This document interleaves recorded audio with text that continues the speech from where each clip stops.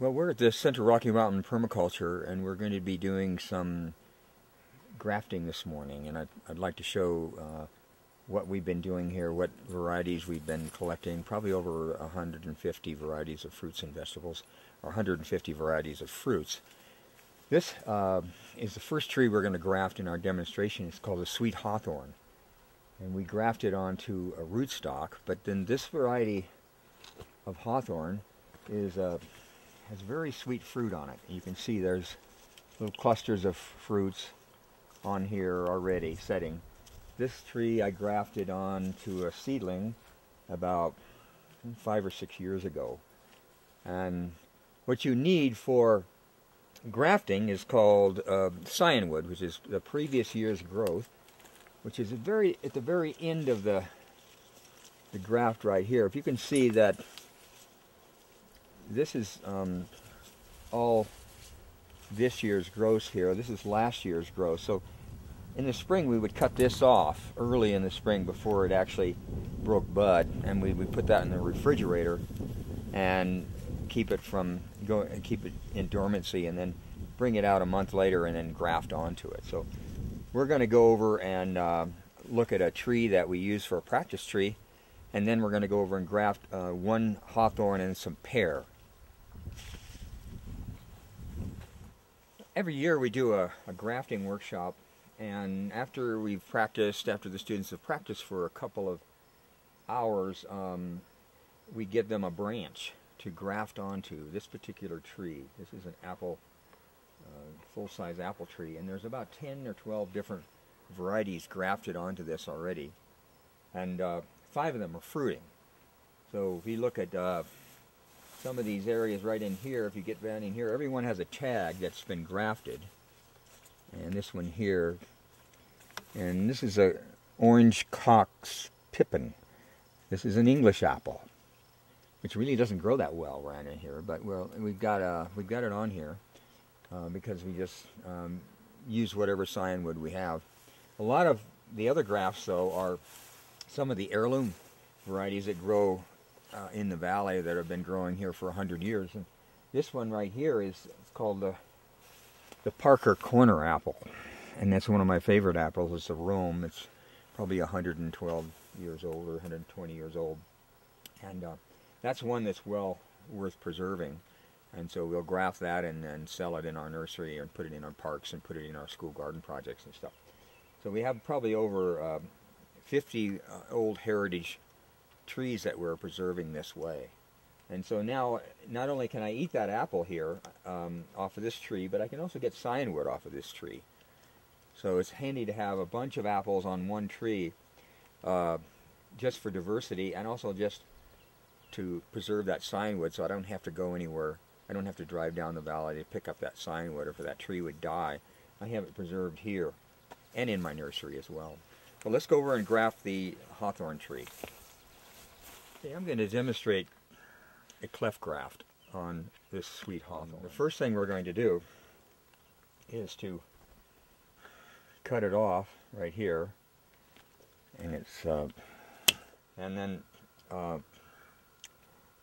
we just have a small amount of cyanwood left, because I've grafted some other trees, and I'm going to look at the most vigorous here, and I think this one here has got the most life in it.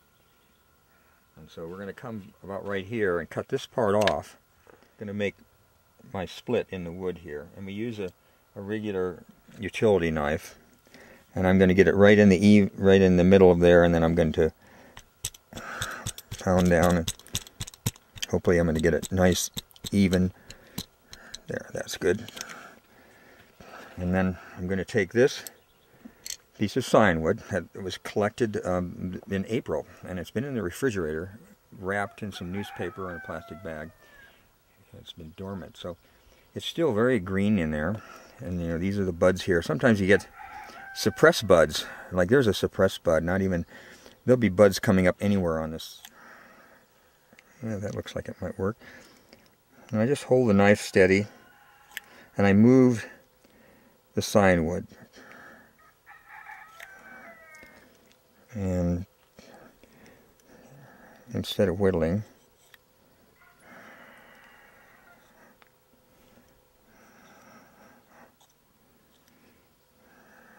let's have a look at that and see how that's going to look. I'll just open up the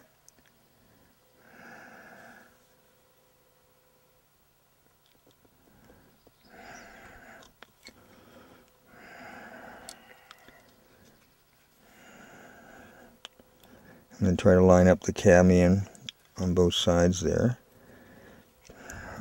And let's see, that's lining up on one side. Well, that's probably going to be good enough. If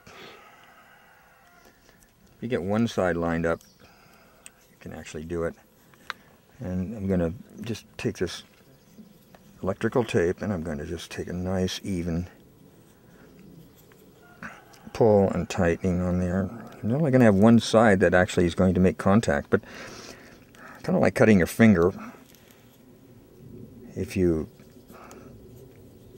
want to put the two pieces together, and I'm watching them doing this here, I'm going to get this going, and I want to go back up and get this one down a little bit more.